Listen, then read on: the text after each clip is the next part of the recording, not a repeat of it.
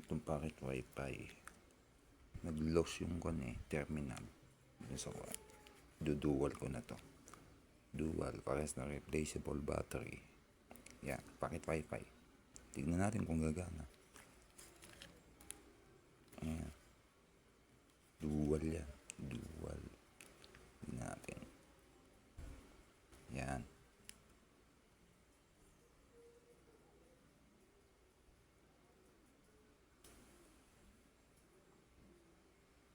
Ginamper ko nga pala dun sa loob.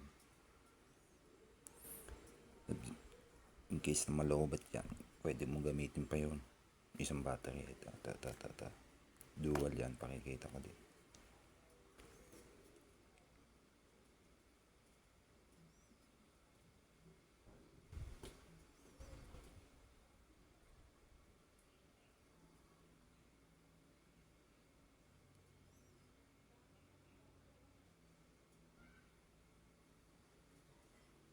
Ayan, okay.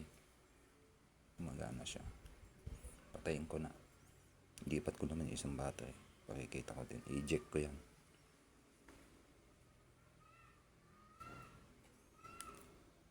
Ayan, nakakabit na. Malayo yan. Nakakabit na. Tingnan natin kung mapapower din. Ayan. Dual mode siya.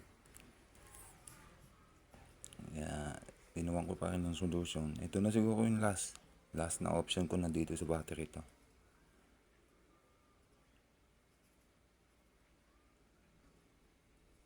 May last version.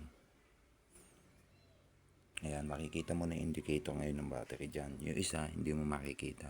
Ito makikita mo na. Yung pagkakaiba, diferensya niya.